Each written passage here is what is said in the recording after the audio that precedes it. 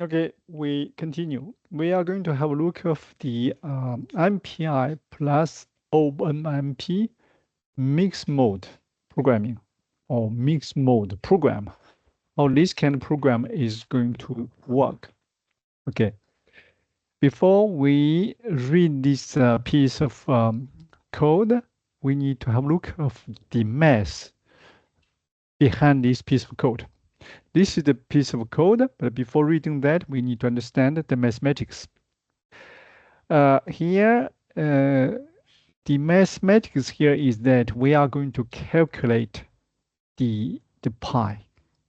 Okay. How is going to be calculated? We are going to use numerical integration to calculate the pi. So the integration is here. This is the formula. Pi equals, you do the integration from 0 to 1 for this curve. This is the curve. And the area down here, the area you have here, this is the value of pi. Okay. But here is that we need to use the numerical method to calculate. Then from the programmer's point of view, there is a step before you can write your program, which is the discretization. The discretization is something I mean, let's put it simple. It's not so difficult to understand. You are going to use this, you are going to do the discretization, and finally, what you are going to do, you are going to use this formula to calculate the pi. So what you are going to do is that you divide this from 0 to 1. This is 0, this is 1. You divide this area into rectangles. Here, this is the first rectangle. And you calculate the area of the rectangle, and you do the sum of all these rectangles. You are going to have this value of pi. When the rectangle is small enough, right now you have 4, and your value is a bit far away from pi. But if you do, for example, if you do the third, I mean, rectangle is as big as this one. If you do the third one, the fourth one, the number 3, as this, you are going to be more precise. So when you are going to increase the number of n, I mean, n is the number of the rectangles, your precise will be high. So here is that you have the delta. Delta is, you have the 1 from here, 0 to 1, you have from 0 to 1. You have 0 to 1, you use 1 divided by the quantity of rectangles, and you have the step, which is actually the step is delta equals 1 divided the number I don't know what's the I for, what's the N for. Number of integrations, maybe this is the meaning, number of integrations. So 1 divided by n, you have the step. So then you are going to have this xi, you are going to have this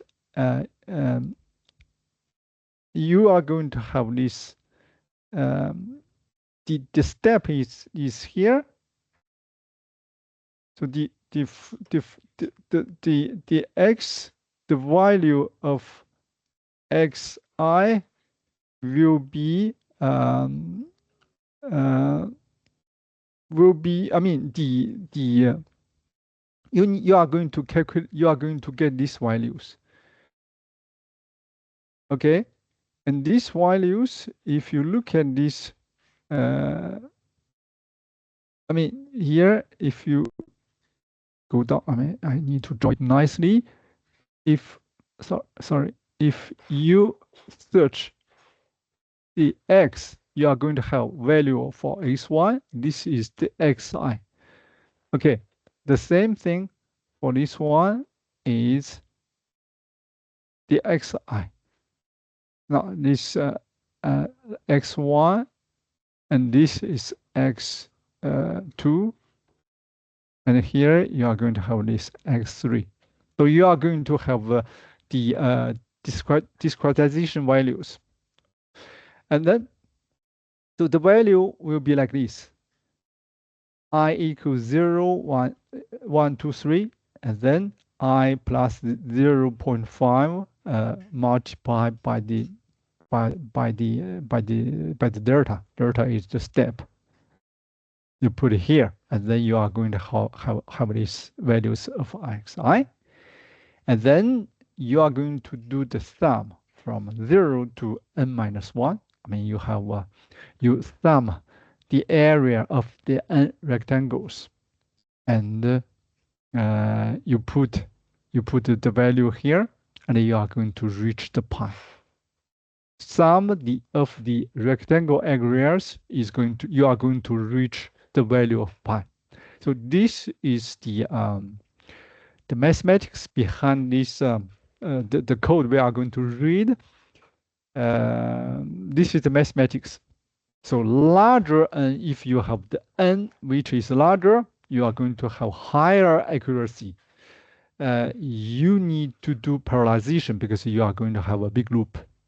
You are going to loop over from 0 to 1, you are going to loop over, let's say, tens of thousands of times, and you are going to get the value. So if you look at this piece of studio code, this is the starting point. We are going to have an I, which is a long number. And the double, we have the step is double x sum pi, everything else is the double. So step equals 1 divided by the number of integrations. So you are going to loop, you are going to do the sum. You loop over from 0 to n minus 1, and then you do the sum of everything. You put the value in the sum, and at the end, pi equals sum multiplied by step, and you print the result. This is the pseudocode. This is the algorithm, how you are going to calculate the pi.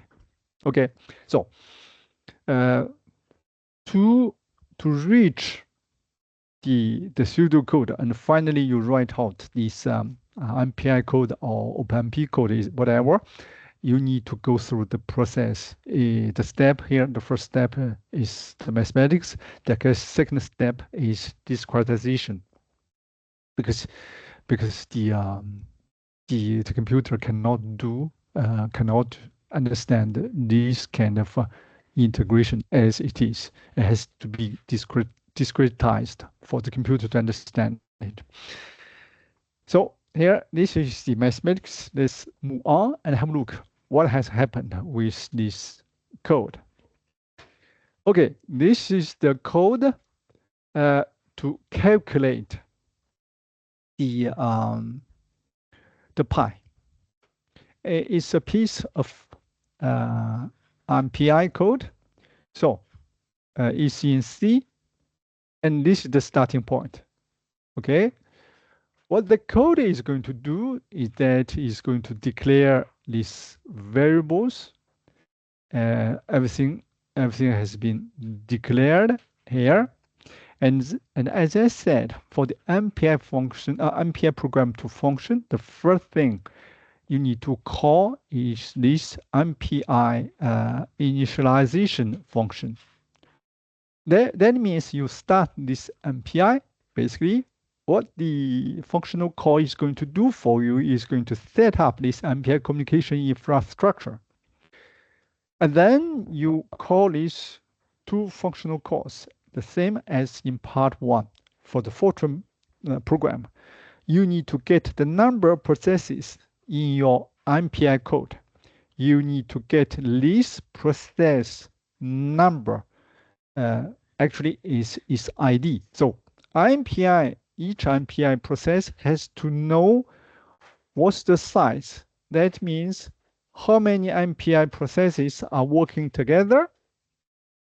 The second is that I need to understand what's the ID of myself. So here you need to find out these two things. Okay? And then this is actually this is the workload decomposition. You need to loop over. You need to this is the quantity of your loops, number of steps. And then how many processes do you have? If you have 10,000, if you have 10,000 of steps, if you have 10 processes, then it's better you give each process 1,000 steps to work on. So here, basically, this is the point. And then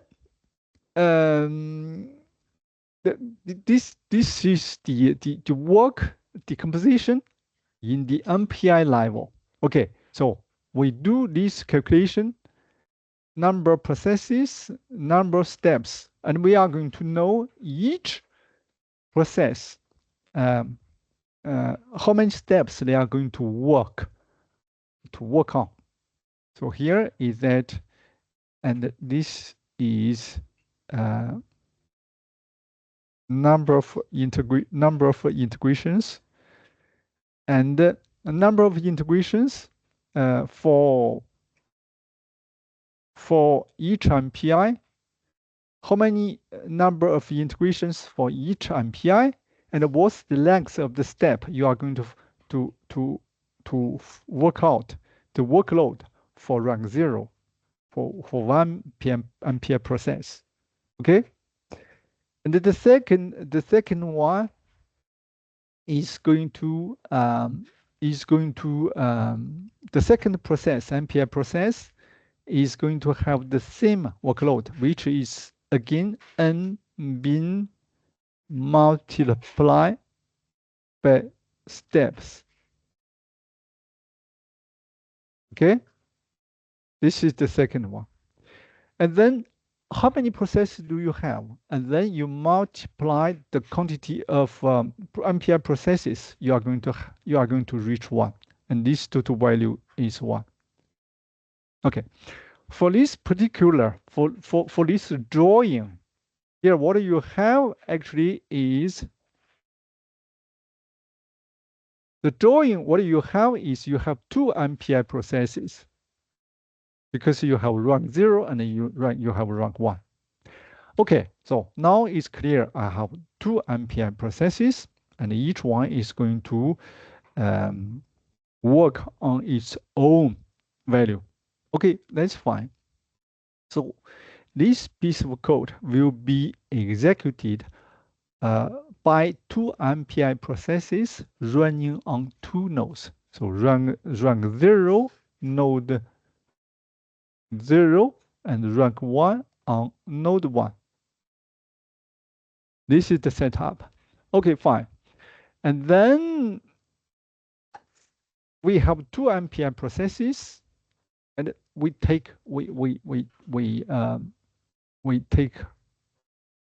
are going to reach this piece, this block of code.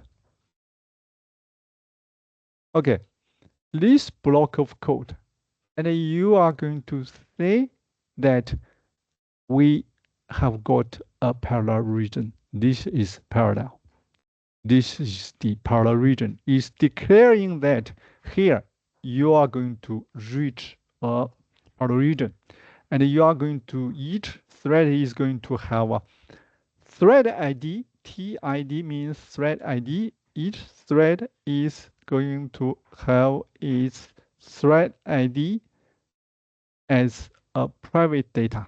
So I have my ID. I don't want to share my ID, and I cannot share my ID. So this is my thread ID, TID here, private. And then for this particular code, the number of threads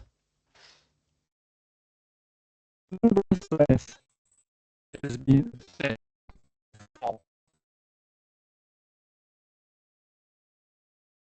So you remember you have already pieces MPI process a node. Node 0 and node 1. Node 0 and node 1 will be the same way for 0. Yes, is getting region. The number is 4. And suddenly the system is going to give you 3 more threads. Total, you are going to have totally 4 threads to work on the load. This is why here we have, for run 0, we have 5 rectangles here. The first one, the second one, the first one,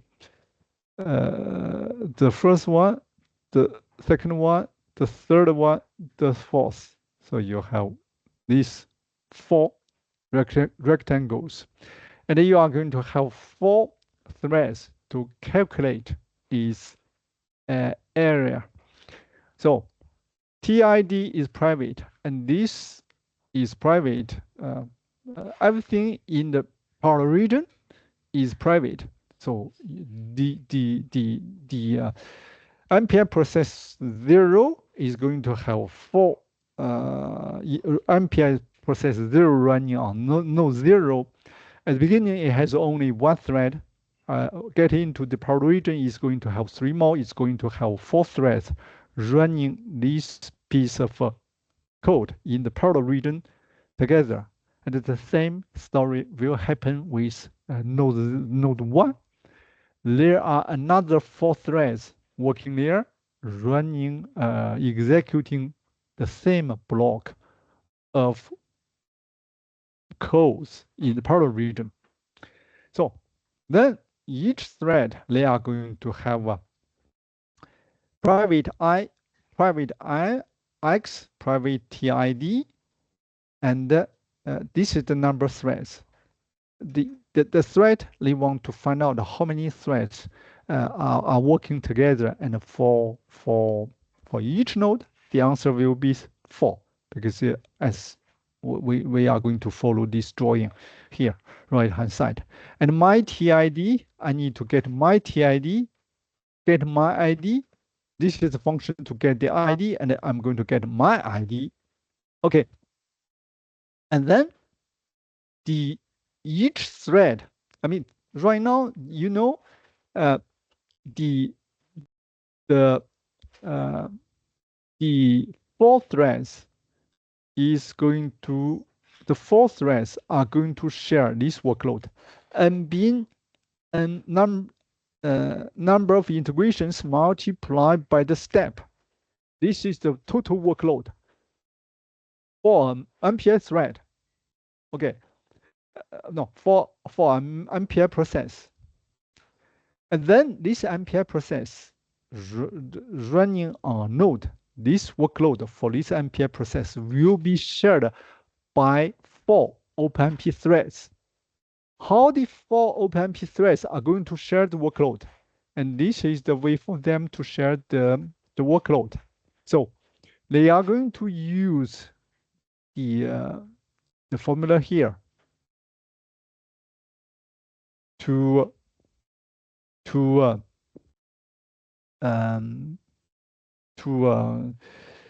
share the workload. Okay. I won't dive into the details, but here basically is that you have 4 threads. Each thread, they have their thread ID in the calculation. For a particular thread, the thread is going to know its starting point, its ending point, and the steps. This is the ending points. This is the thread. This is the step. Okay, so for each thread, the starting point, the ending point, and the step, and the thread. Actually, for each thread is going to find out its starting point here, its starting point here, its ending point here, and its step.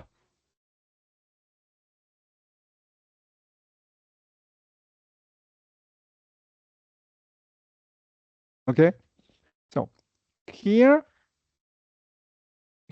we have only we have only 4 threads. It seems, if you read this picture, it seems we have only 4 threads. We have only 4 rectangles. But in reality, is the fact is that you want the n to be very big. In that case, for node 0 and for node 1, because the n is very big, but right now if you look at this calculation, if you look at this drawing, the n equals 8. I mean the integration number of integrations is 8. So your result won't be precise. To be precise, you have to increase the number, and then there is a possibility we increase this number. Let's right now it's 4. We increase that to 8, to 16, to 1024, etc., etc. Depends on the number of threads. So here if we are using the modern systems, because we have 128 cores, so pretty much we would like to increase the threads. We need to increase the threads, the quantity of threads to 128. But then we increase the quantity of threads per node. But then just remember the number of integrations. This NB number of integrations could be much higher than the quantity of threads. If we take this as the example, here we have 2 nodes, and each node we have 128 threads. Suppose this is the case, but to be precise, we maybe need to have 10,000 number of integrations. So if we have 10,000, and each MPI process, they are going to work on 5,000 small rectangle areas, or 5,000. But you have 128 threads, so your 128 threads has to share the workload. The workload is to work on the 5,000 NBINs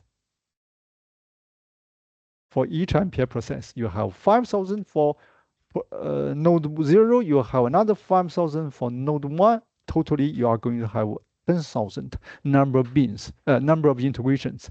And then this is the real workload. So come back to our example. Here is that the n has been set to 8, and the number of threads per MPI process has been set to 4, and you have this kind of setup. But in reality, what we could have is that the rectangles we have for MPI process will be much higher than the number of threads. So for all these threads, right now is 4.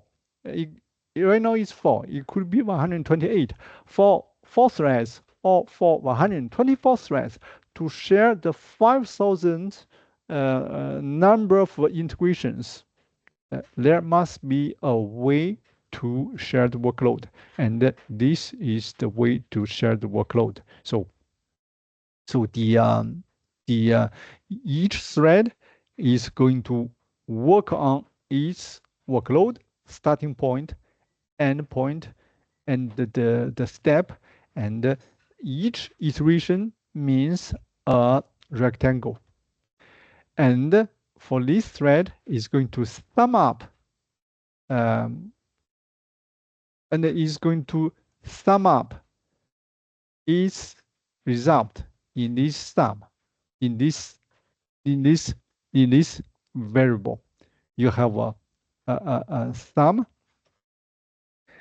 Basically, if you have 4 threads, this is going to be a vector, and this vector is going to be from 0 to 1 to 2, and then to the contiguous threads. If you have 4, here is going to be 3. If you have 128, here is going to be 127. Means you have a vector, and the value will be stored in this vector, and this is the integration. You sum this up into your sum, and each thread is going to have a sum. Each thread is going to have a sum for each MPI process. So you have actually, basically, you have 2 levels of parallelism. The first level is the MPI level. You have the MPI, the workload has been shared between the MPI processes, and each MPI process, they are going to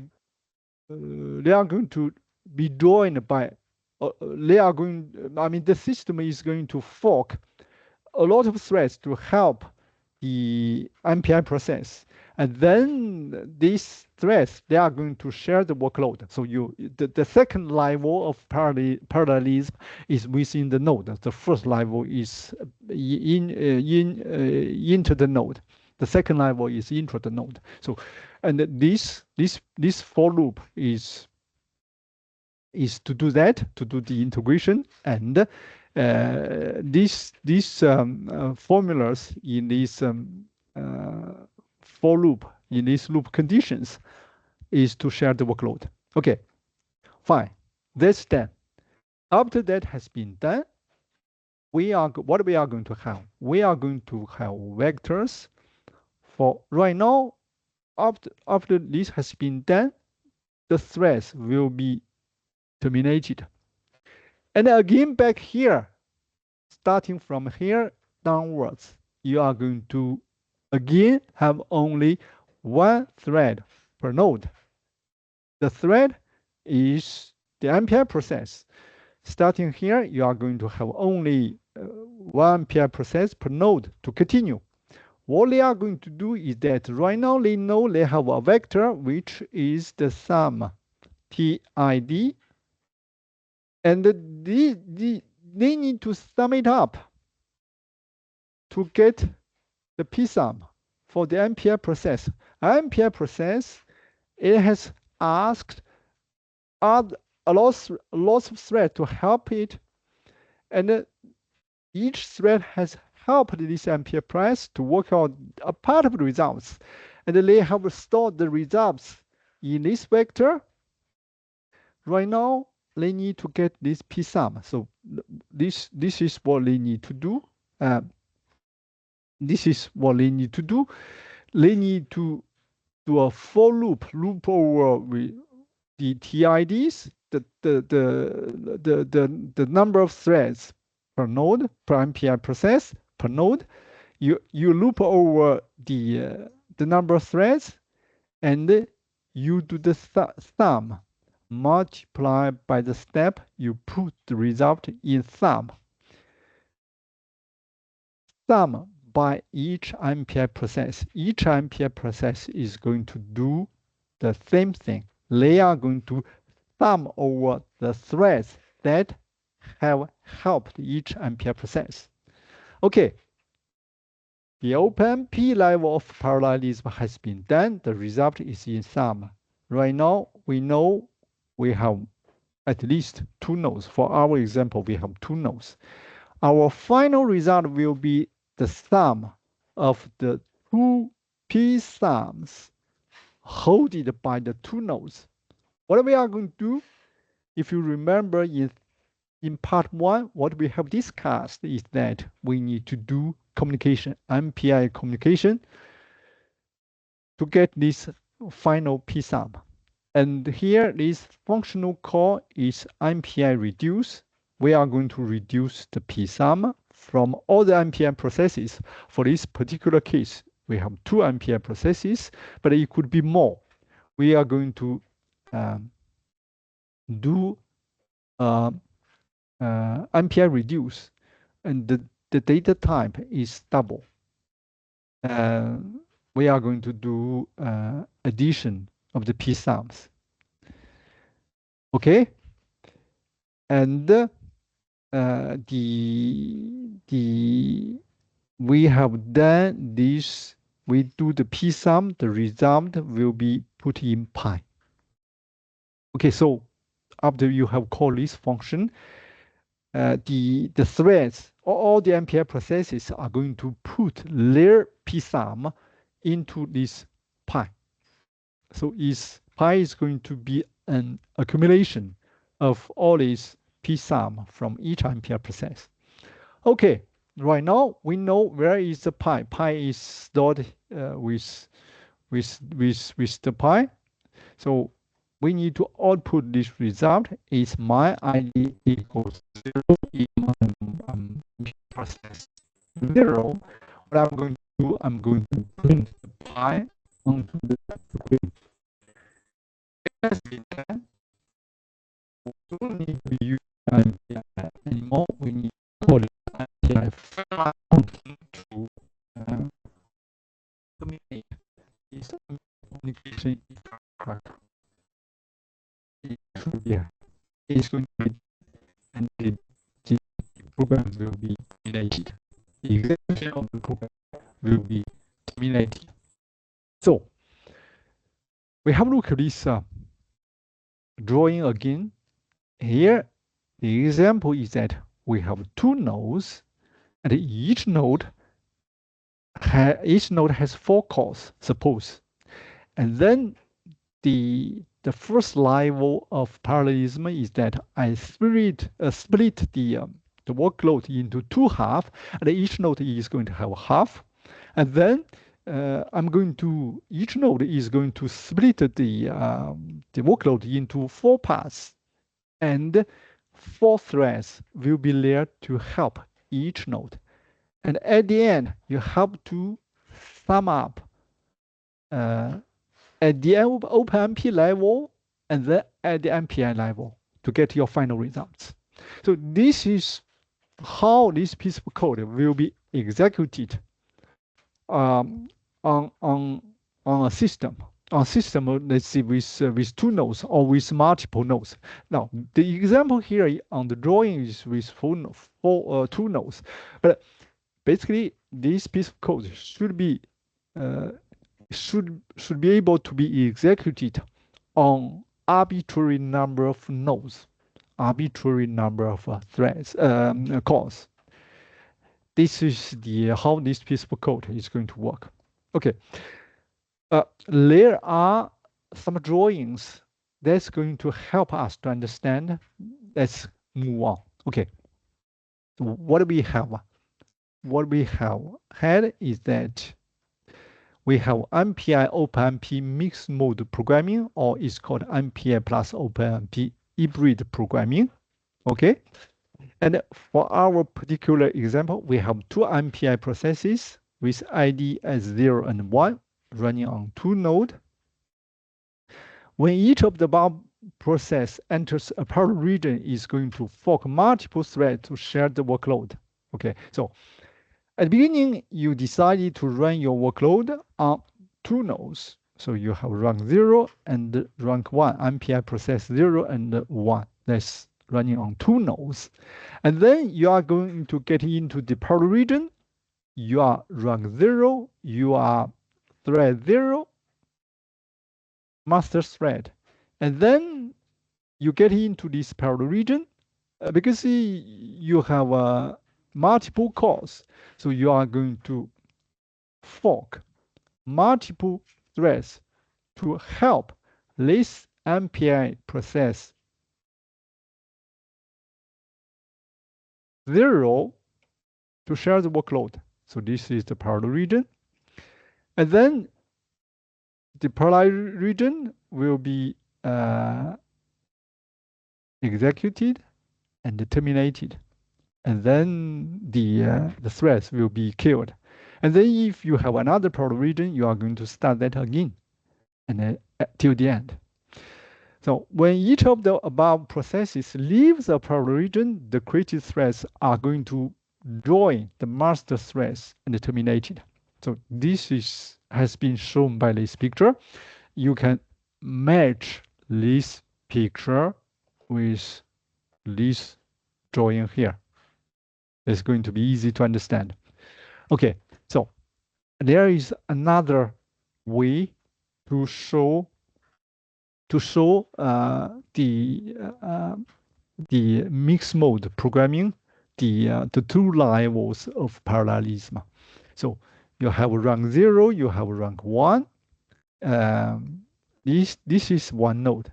You have MPI task running on one node. You have another MPI task running on another node. You have two MPI tasks. Just remember, we are repeating the same thing, but by different drawing. Okay, and then within this MPI task, I'm going at a point when you enter into a parallel region, you are going to have multiple threads to help you to execute. And here we have 4 threads. Just remember here we have four threads per node.